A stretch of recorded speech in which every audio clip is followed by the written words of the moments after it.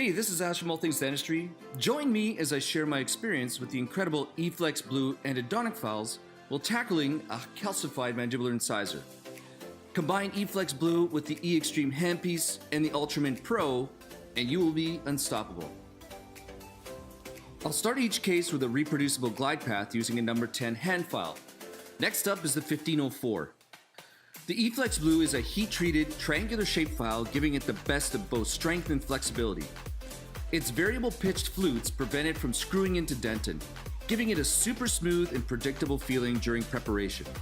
The E-FLEX Blue is a great all-around file system that you can use to tackle pretty much every canal out there.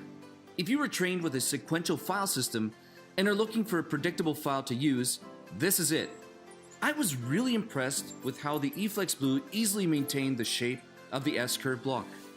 Alright, let me share with you a few tips I've learned along the way on how to confidently tackle a mandibular incisor.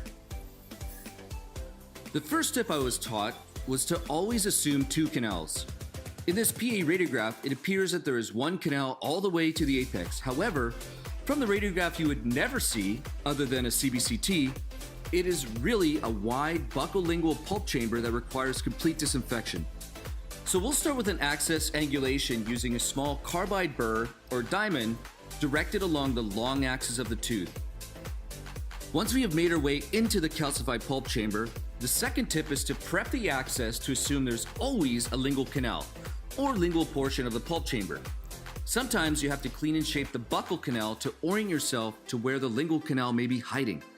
In this case, I elected to use a long shank slow round burr to remove any remaining dentin covering the lingual point of negotiation. Afterwards, I refined my access prep and removed any vital tissue with the Ultramint Pro ultrasonic unit. This canal was pretty constricted, so I had to use small hand files to scout the coronal 2/3 before opening it with a 1504. Handle flutter is something I learned from Dr. Ruddle, and it indicates at a flick of a file that you're in a canal.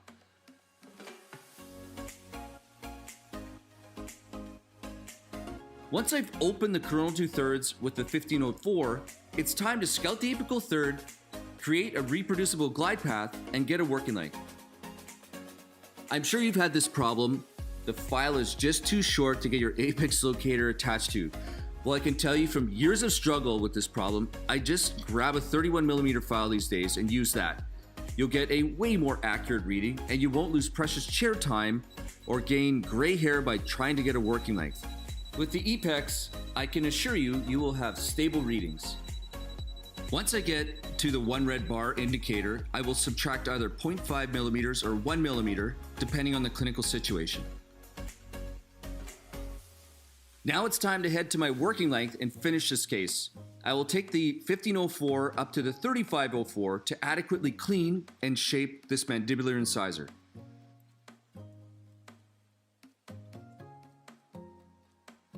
Continual irrigation is critical to the success of your root canal treatment, and activating your irrigant with the Ultra X aids to break down vital tissue and biofilm. Here's a cool trick I learned years ago to figure out if my canals are confluent. You can do this as long as one of the canals are shaped so you can get a gutta-percha point to length. So you place your cone in the prepared canal and take a minimum of a number 15 file in the suspected canal.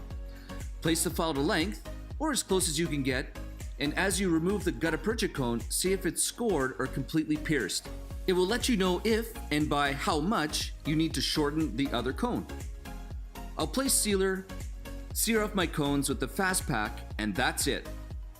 You know, the E-FLEX files are truly a technological advancement that make even the most challenging canals predictable and efficient.